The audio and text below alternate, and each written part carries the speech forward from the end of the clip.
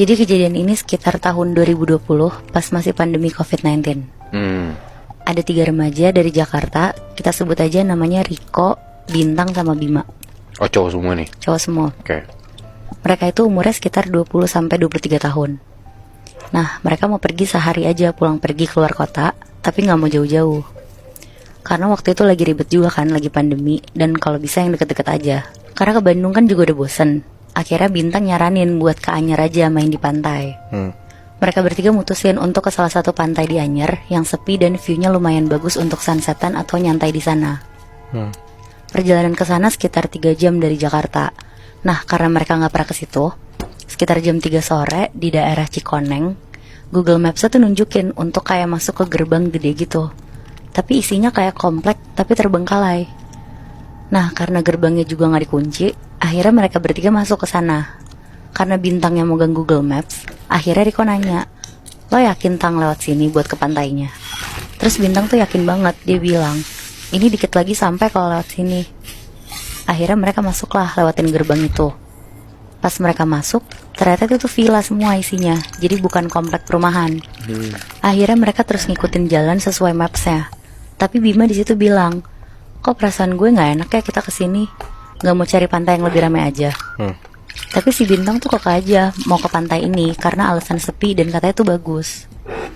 Jadi kondisinya tuh Moebi, kanan kiri tuh villa, dan rumput-rumputnya tuh kayak udah panjang semua, kayak nggak keurus. Enak, berarti ini mereka lagi di semacam villa-villa gitu, yang mana setelah ngelewatin villa ini mereka sampai ke pantainya. Iya bener. Oke. Terus. Nah, pas lagi jalan pelan-pelan sambil ngeliat kanan kiri, Riko yang lagi nyetir tuh ngeliat dari spion kanannya dia ada nenek-nenek pakai kebaya merah lagi jalan sendirian. Berarti posisinya di belakang mobil dia itu kan nenek-neneknya. Tapi sama Riko tuh nggak terlalu dipikirin karena ya mungkin nenek-nenek ini tuh mau ke arah pantai juga. Nah, pas Riko lanjut jalan ke depan, terus dia mau belok ke kanan, otomatis dia lihat spion kanannya kan. Nah, pas dia lihat, nenek-nenek yang tadi jalan di belakang mobilnya itu tiba-tiba kelihatan di spionnya lagi duduk di belakang mobil luarnya. Jadi karena mobil Riko ini sedan, Moy, ada space kan kayak bagasi gitu. Nah, nenek-neneknya tuh duduk di situ sambil senyum-senyum lihat kanan kiri. Kebayang nggak? Jadi di atas bagasinya sedan gitu? Iya. Wow. Nah, itu tuh Riko kaget banget sampai banting setir ke kiri. Tapi nenek-nenek itu bener-bener masih duduk nempel aja di atas bagasi mobilnya. Wow. Akhirnya Riko bilang ke Bintang sama Bima untuk lihat ke belakang mobilnya dia dan ngasih tahu kalau ada nenek-nenek yang duduk di belakang mobilnya. Bima sama Bintang di situ langsung ngeliat ke belakang dan bilang ke Riko, "Hah, gila lo ya? Mana ada anjir, nggak ada apa-apa. Lo jangan nakut-nakutin gitu dong kok." Terus Riko kaget karena mereka tuh nggak bisa lihat apa-apa kan. Akhirnya Bintang bilang, "Udahlah, jangan macem-macem, kita kan mau ke pantai, jangan yang aneh-aneh lah bahasnya." Nah, akhirnya sekitar jam 4 sore mereka udah sampai nih di pantai itu. Di dekat pantai itu tuh ternyata ramai, Moebi. Kayak ada warung-warung, ada tempat makan seafood juga. Tapi karena mereka datang pas lagi pandemi dan hari kerja, jadi kebetulan pengunjung tuh cuma mereka aja. Jadi penghuni di sana banyak tapi nggak ada pengunjung. Iya benar. Oke. Terus. Akhirnya mereka cari spot lah di bawah pohon gede rindang biar adem. Si Riko buat tikar, terus mereka pakai itu buat tidur-tiduran. Nah, Bintang sama Bima nggak lama main air di pantainya. Riko tuh juga pengen ikut, tapi sorean lagi katanya, soalnya dia mau tidur-tiduran dulu, capek nyetir katanya. Pas dia lagi merem, kayak ada yang netes-netes gitu dari atas pohon kena bajunya Riko. Riko kaget, langsung kebangun, kirain hujan kan. Pas dia melek, di atas pohon gede itu ada nenek-nenek yang tadi numpang di mobil Riko. Lagi mangap, terus liurnya tuh netes ke bawah, ke bajunya Riko.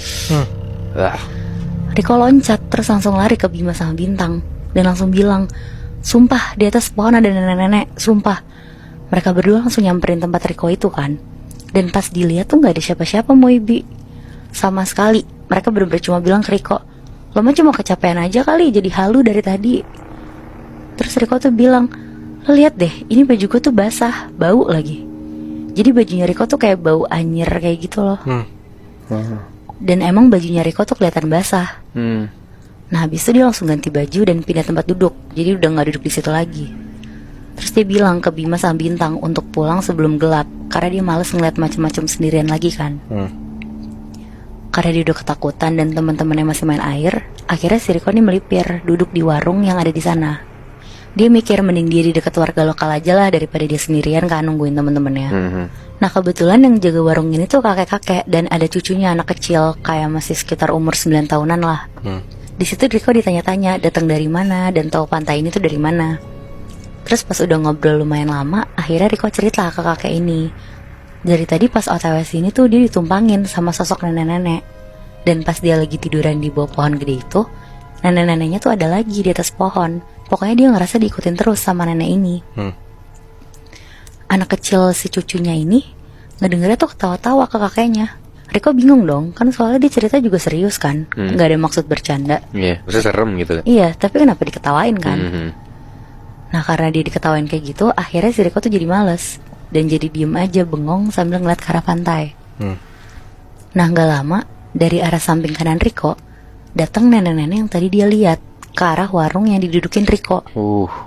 Jadi Riko kayak duduk di kursi kayu gitu yang ada mejanya juga di depan warung itu. Nah kebetulan si nenek ini tuh juga duduk di sebelah Riko. Sebelah banget. Sebelah banget Moy. Anjir. Tapi Riko tuh pura-pura gak lihat ke arah nenek itu dan ngelihat ke pantai aja sambil deg-degan. Riko tuh berusaha ngelihat pakai ekor matanya Riko loh Moibi ke arah nenek ini. Nah pas kelihatan si kakek warung ini tuh ngasih segelas kopi hitam. Kopinya tuh pekat banget ke si nenek ini. Riko tuh kaget kalau si kakek ini tuh ternyata bisa ngelihat kan nenek-nenek ini. Akhirnya Riko nengok ke arah mereka. Pas Riko nengok kanan, nenek, kakek, sama anak kecil itu tuh ngeliatin Riko sambil senyum nyinyir gitu loh. Serem banget. Tapi tuh diem aja, nggak gerak sama sekali. Anjir. Di situ Riko lari kenceng banget sampai jatuh-jatuh ke pasir dan nyamperin orang yang ada di tempat makan seafood. Nafasnya dia tuh bener-bener terengah-engah banget sambil nanya ke mas-masnya itu. Mas, itu warung apa sih? Siapa sih yang punya? Kata mas-masnya, warung depan ya? Kosong mas, gak ada yang jual, pulang kampung orangnya.